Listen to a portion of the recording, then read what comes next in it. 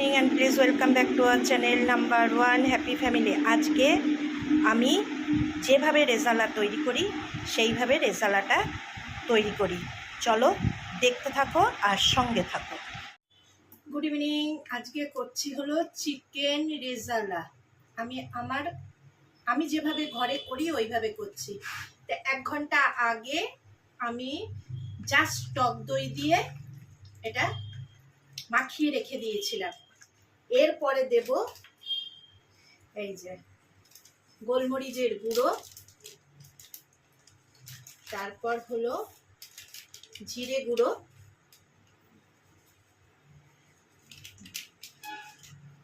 কাশ্মীরি লাল লঙ্কা,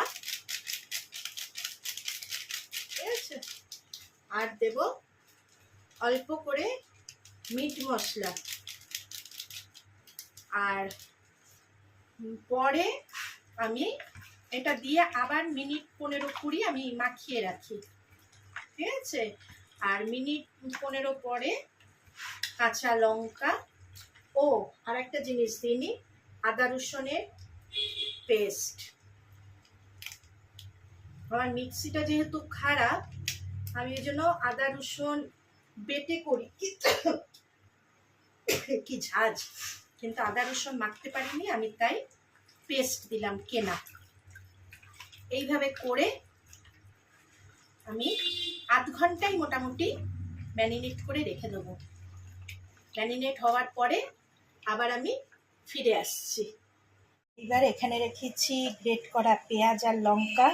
আর ফোড়নের জন্য হলো 4-3টে শুকনো লঙ্কা নিয়েছি, একটা বড় মাপের এলাচ, দারচিনি, গোলমরিচ কয়েকটা দানা, আর লবঙ্গ আর ছোট এলাচ, মানে বড় এলাচ ছোট এলাচ দুটোই, ঠিক আছে। আর নিয়েছি কিশমিশ, আর এইটা ভিজিয়ে রেখেছি আমি শিলে বাটবো। এটা হলো আছে কাজু বাদাম, সাদা তিল, পোস্ত, চারমগজ। সাদা তিল, চারমগজ, পোস্ত, কাজু। আর আমি পুরো রান্নাটা করব হলো বাটার আর সাদা তেলে, ঠিক আছে। আর রেজালায় কোনো হলুদ পড়ে না, ঠিক আছে। এবার চলো এই গ্রেট করা পেঁয়াজটা আমি ম্যারিনেট করা চিকেনের মধ্যে দিয়ে আবার কিছুক্ষণ সময় মাখিয়ে রাখছি।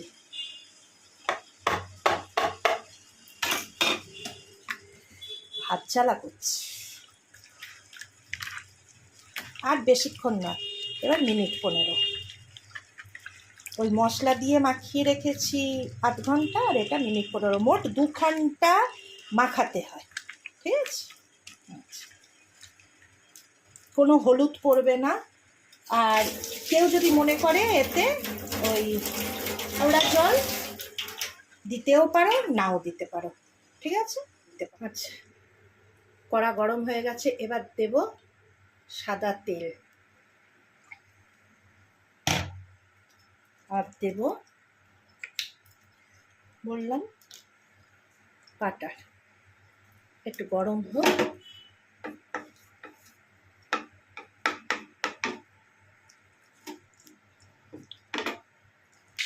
তেলটা গরম হয়ে গেছে, এবার দেবো একটা বড় দানা বড় এলাচ।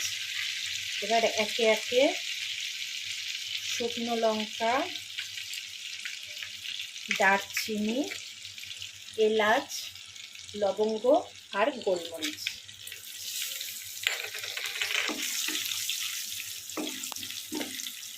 একটুখানি ভাজা ভাজা হোক। আচ্ছা, এবার দেবো কিশমিশটা। কিশমিশ কিন্তু বেশি গরম করবো না, তাহলে কিন্তু ফুলে লাল হয়ে যায়। এবার ম্যারিনেট করা যে চিকেনটা আমি আস্তে করে ঢেলে দেবো।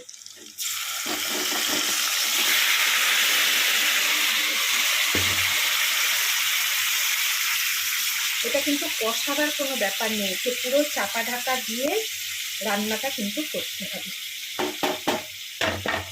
আচ্ছা, যখন ফুটতে শুরু করবে তখন দেব নুন। নুনটা আমি আগে দিই না কেন, কারণ মাংসটা না, আমার মনে হয় মাংসটা একটু শিটে টাইপের হয়ে যায়, মানে সিদ্ধ হতে চায় না, ঠিক ঠিক আছে, ওই জন্য নুনটা আমি এখন দিলাম। দেওয়ার পরে একটুখানি, কেননা মাংস থেকে যথেষ্ট জল বেরোবে, এবার আমি এইটা পাত্রটা ধুয়ে যার মধ্যে ম্যারিনেট করেছিলাম একটুখানি গরম জল আমি অ্যাড করে দেবো। করে একদম সিমে করে পুরোটাই ঢাকা দিয়ে দিয়ে পুরো রান্নাটাই হবে ঢাকা দিয়ে দিয়ে। তা আমি ঢাকাটা দিয়ে দিই। কড়াটাকে না আমি পাল্টে দিলাম, মাংসটা অনেকটা তো প্রায় 1 কিলো, ওই জন্য কড়াটাকে চেঞ্জ করে ফেললাম। আর যে ভেজানো মশলাটা আছে এবার ওটাকে পেস্ট করে নেব। আর এই বাটারটা আমার লাগবে একদম রান্নার শেষে। চলো আগে বেটে নেওয়া যাক। ফুটে গেছে।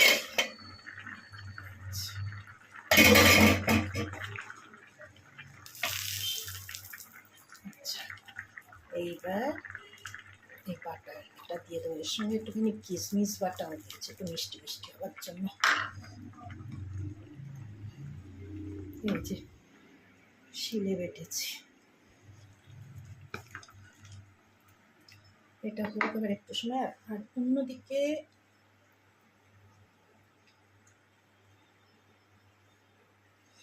বেশি না, একটুখানি তেল,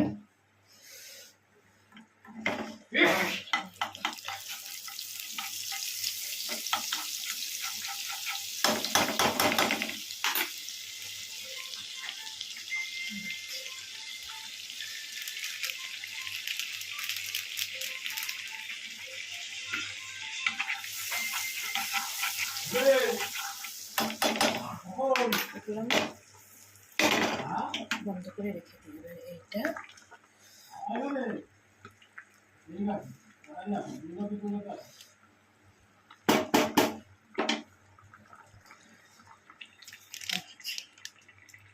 শাহি গরম মশলা দিয়ে এইবারে মিলিয়ে দেব। এইবারে এই যে মশলাটা করে রেখেছি, এই তেলটা, এইটা হলো